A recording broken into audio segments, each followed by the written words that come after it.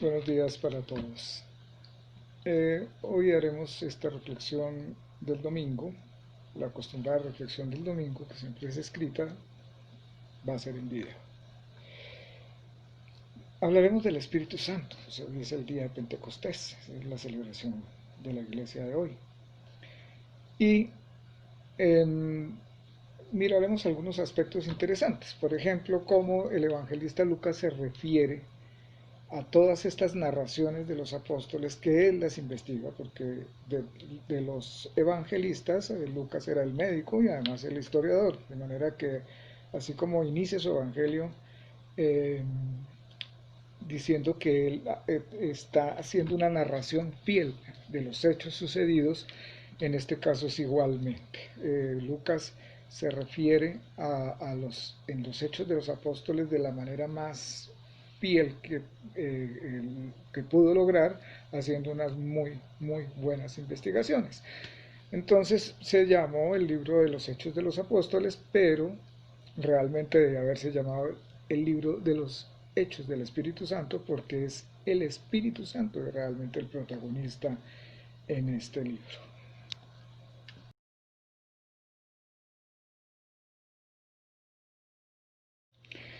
Jesús, luego de permanecer 40 días con ellos después de su resurrección, les da una serie de indicaciones a los apóstoles.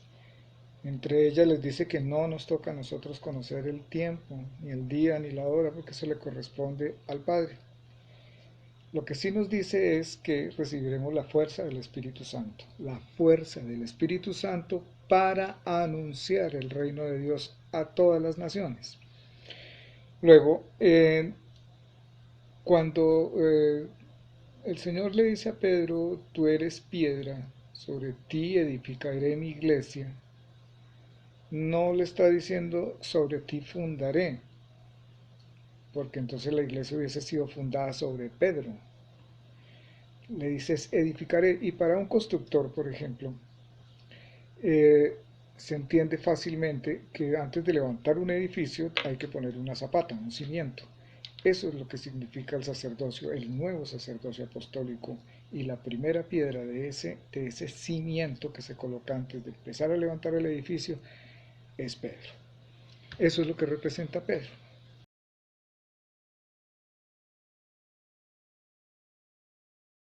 Bueno, al estar ellos reunidos y ver a Jesús ascender al cielo, se quedaron mirando hacia arriba. Entonces vienen dos ángeles vestidos de blanco, se aparecen a ellos y les dicen: Galileos, ¿qué hacéis mirando al cielo? Aquel que viste marchar, de esa misma manera regresará. Esto quiere decir, aterricemos, que la misión nuestra está aquí. Luego Él vendrá, pero la tarea es ahora. Nos cuenta que se regresaron y en la estancia donde vivían los 12 apóstoles se reunían frecuentemente varios de ellos, algunos discípulos, inclusive se habla de un número de 120, asiduamente para compartir la palabra, o sea, para compartir enseñanzas de los apóstoles, y entre ellos se hallaba siempre algunas mujeres. Menciona los 12 con nombre propio, y a María, la madre de Jesús, la saca del grupo de las mujeres, la menciona como María, la madre de Jesús, aparte, por la relevancia que María tenía entre el grupo de los que se reunían. Luego dice, y algunos de sus hermanos. Entonces esto nos podría hacer presumir que algunos de sus hermanos, algunos dicen, eran los hermanos de Jesús. No, ese alguno de sus hermanos está hablando, como dije ya, en términos de 120 personas, no podría tener 120 hermanos, y a ellos se refiere como hermanos. Hermanos somos todos.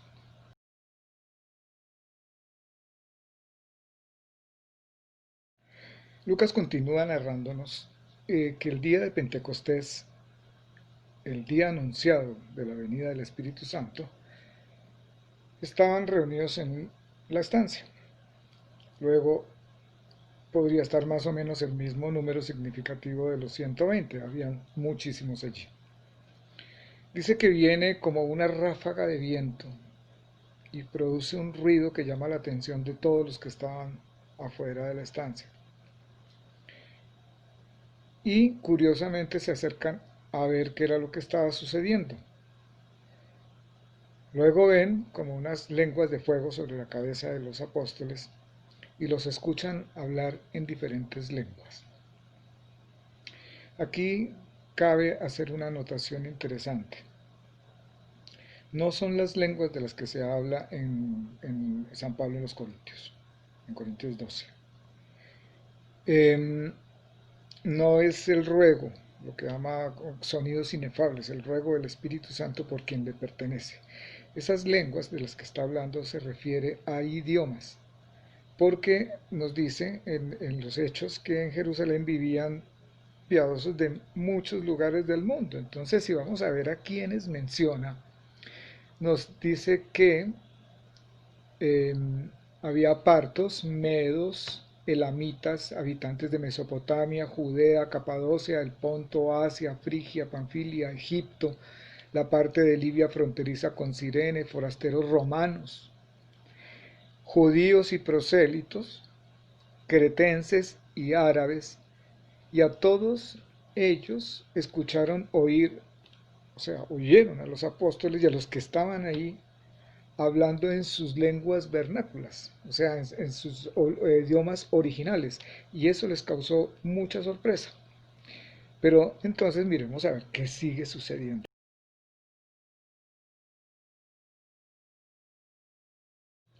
De hecho, como dijimos, sabían todos que ellos eran galileos.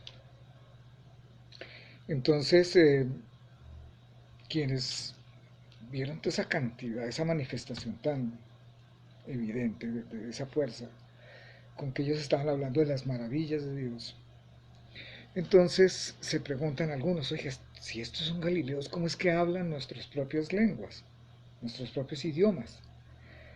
Y otros pensaban que estaban borrachos, se burlaban de ellos. Es cuando Pedro se levanta y pronuncia su primer discurso. Lo hace con la autoridad de ser la cabeza de los apóstoles. Y les anuncia a los que estaban presentes el reino de Dios y les habla sobre lo que dijo. Con la antigüedad, obviamente quienes le entendían eso eran los judíos, no los extranjeros. Aquí hay una cosa curiosa con los extranjeros, que todos esos que mencionamos, de todas esas regiones, no eran judíos, luego eran considerados impuros, y ellos eran los que estaban ahí. También habían judíos. Pero Pedro se dirige inicialmente a los judíos cuando menciona al profeta Joel y dice que sucederá en los últimos días, dice el Señor, profetizó Joel, derramaré mi espíritu sobre toda carne. Y en ese instante había mucha gente de diferentes lugares, toda carne. Entonces dice, vuestros siervos y siervas profetizarán. O sea, ya no es solamente los hombres, porque en la antigüedad se hablaba de los profetas, no de las profetas.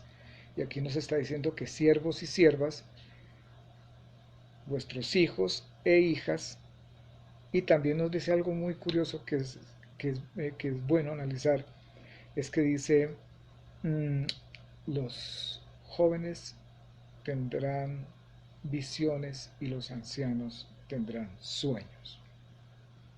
Los dos extremos de la vida.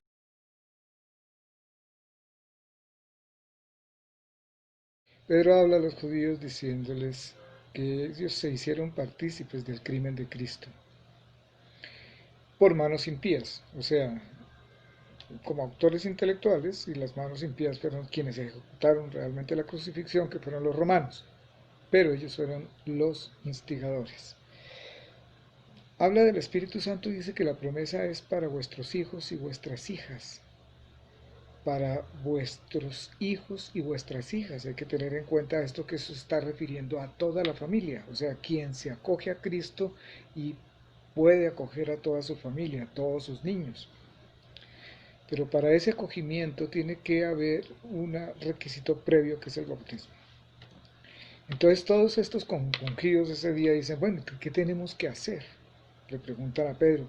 Y Pedro les dice, bautizaos para perdón de vuestros pecados y recibid el Espíritu Santo. Aquí hay otro caso curioso.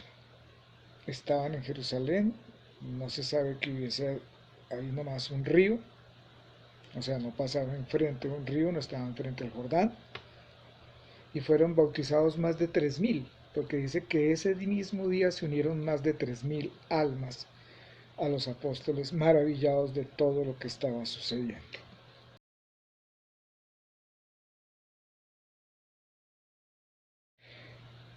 Y por último, veamos este aspecto. Dice allí que se reunían asiduamente para compartir la palabra, la enseñanza, en comunión, o sea, la unidad, venidos de las distintas regiones, los que se habían hecho bautizar, los que habían creído, hacia la comunión, en comunidad, eso es lo que es iglesia, y compartían la fracción del pan. De manera que aquí nos queda claro que la iglesia no es una institución monolítica, que no es una institución vertical, que no surgió de la nada como por arte de magia, sino que Jesús pone un cimiento, una primera piedra, Pedro, y luego los apóstoles, el nuevo sacerdocio conforma esa base, esa zapata, ese edificio que se va a levantar, y en adelante el edificio es construido ladrillo a ladrillo, pero vienen ladrillos de muchas formas, por eso la iglesia tiene muchos carismas. Carismas no solamente son los carismas que habla San Pablo, nuevamente hacemos énfasis en esto en 1 Corintios 12. Carisma de la iglesia son los benedictinos, son los franciscanos, son los jesuitas. Carismas en la iglesia son la cantidad de formas de catequesis que hay. De manera que la iglesia no, como dije al principio, no es monolítica. Es una iglesia que está llena de espiritualidad y que es universal. Acoge de todas partes a todos los venidos sin importar quién ni cómo venga. Solo tienen que creer, arrepentirse de sus pecados, recibir el bautismo para el perdón de los pecados y el Espíritu Santo, que en adelante se encargará de enseñarle lo que tiene que saber.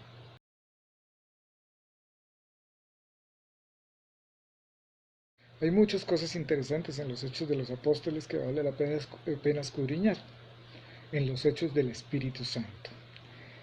Por hoy dejemos aquí esta reflexión del domingo de Pentecostés, no sin antes agradecerles el haber tenido paciencia y escuchar esta reflexión, y no se olviden de suscribirse a mi canal.